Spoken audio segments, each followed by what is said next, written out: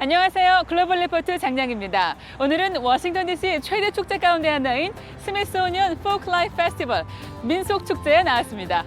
1967년부터 매년 7월 4일 독립기념일에 맞춰 이곳 내셔널몰에서 축제가 열렸고 팬데믹 기간에는 온라인 행사로 축소됐다가 2년 만에 대면 행사로 재개되는데요.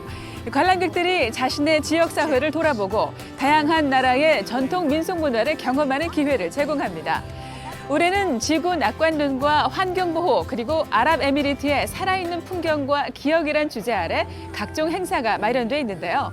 유명 첼리스트 요요마를 비롯해 다양한 뮤지션들의 라이브 공연을 즐길 수 있고 민속시장에서는 각종 공예품과 도자기를 감상할 수 있으며 베두인들의 사막 요리, 오만식 전통 음식 등도 경험할 수 있습니다. 다양하고 깊이 있는 세계 소식 글로벌 리포트 지금 시작합니다.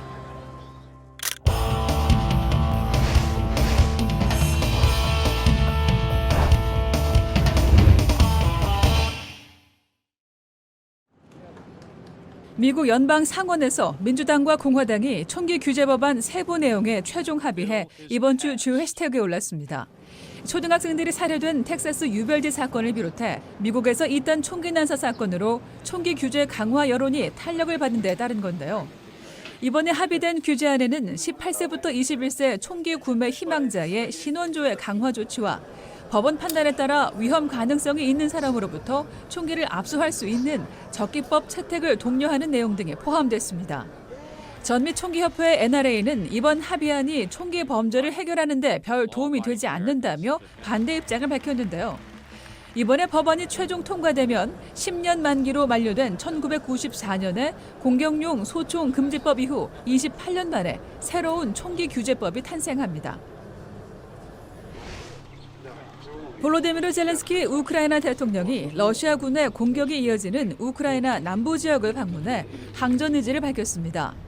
젤렌스키 대통령은 18일 흑해 연안 도시 무콜라이우를 찾아 러시아군이 장악한 남부 지역을 탈환하겠다고 천명했는데요.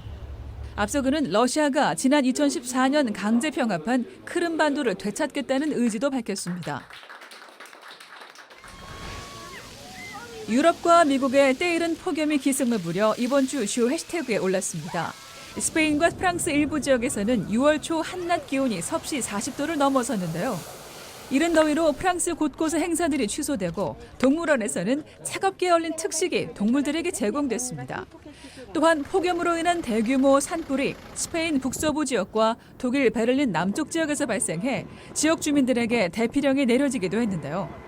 미국 중서부에서도 섭씨 37도를 넘나드는 이상고온으로 캔자스시티에서 약 2천 마리의 소떼가 집단 폐사하기도 했습니다. 아프가니스탄에서 강력한 지진이 발생해 사망자가 1,000명을 넘은 것으로 추산된다고 아프가니스탄 탈레반 정부가 밝혔습니다. 탈레반에 따르면 21일 새벽 규모 5.9의 지진이 아프가니스탄 남동부 파크티카주를 덮쳐 집과 건물 2천여 채가 무너진 것으로 관측되는데요.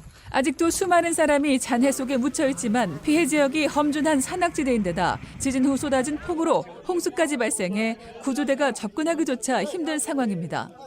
이에 유엔과 국제구호단체들이 비상식량과 의료장비 등을 긴급 지원하고 나섰으나 실질적인 구조작업을 해야 하는 탈레반 정부가 사고 수습에 어려움을 겪고 있다고 유엔이 전했습니다.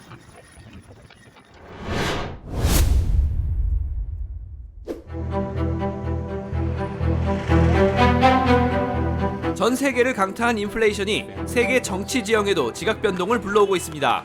높은 물가와 경기 후퇴 위기감 속에 현직 정권들이 잇따라 선거에서 참패하며 권력 교체가 이루어지고 있어 오는 11월 미국 중간 선거의 향방에도 자연스레 관심이 집중되는데요. 클릭 글로벌 이슈 오늘은 세계적인 고물가 현상이 각 나라 정치권에 미치는 영향을 살펴보겠습니다.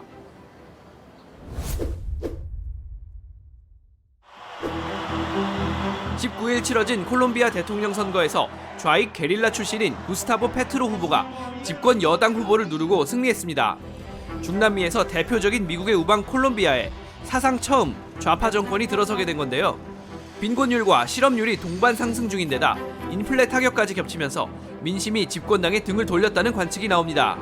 Porque yo quería un cambio para este país que ya estábamos cansados de los falsos positivos, del hambre en Colombia, de la desigualdad, de tanto tanto ver este país que cae y cae y no toca a fondo. 같은 날 프랑스에서는 에마뉴엘 마크롱 대통령이 대선에서 이긴 지 2달 만에 총선에서 패하며 집권당의 의회 다수당 지위를 잃었습니다. 이 또한 급격히 오르는 물가 및 경기 불안과 무관하지 않다는 분석인데요. 실제로 프랑스의 5월 소비자 물가 지수는 1990년 이래 가장 높은 상승률을 기록했고 야권은 유세에서 경제 위기를 재차 강조했죠. Parce que c'est vrai que ça fait 5 ans que c'est une catastrophe, quoi. Ça commence à devenir de pire en pire. Les gens n'ont pas de boulot. On se soucie très peu du peuple, je trouve. On se soucie vachement. 앞서 인플레가 선거 최대 이슈로 떠오른 호주에서도 야당인 노동당이 집권 자유당을 누르고 9년 만에 정권 교체를 이뤘는데요.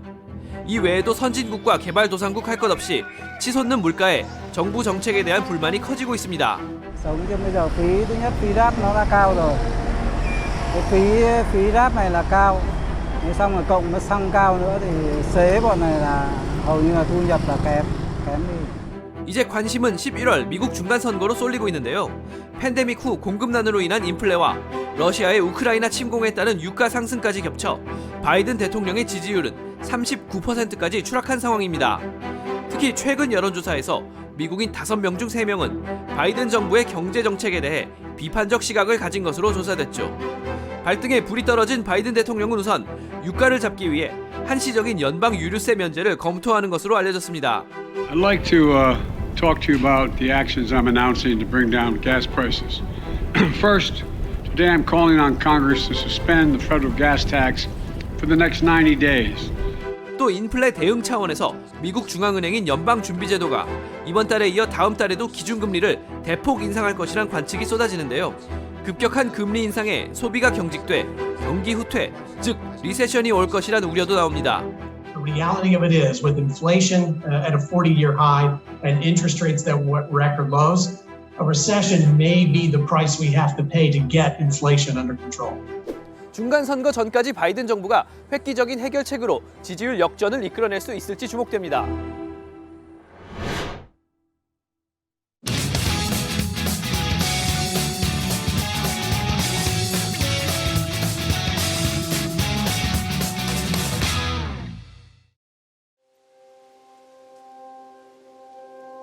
When I'm in the woods, I'm looking for signs that I know that are there.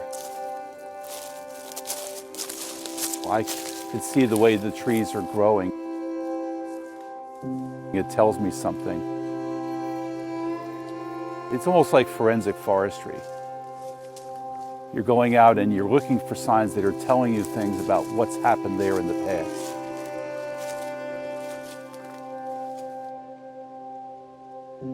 Got a Master's of Forestry. So I've worked about 33 years with the University of Maryland Extension, doing education and outreach with woodland owners. This is kind of interesting in terms of the natural development of these woods here. So all this land was cleared at one time and was abandoned, and basically it started to regrow back.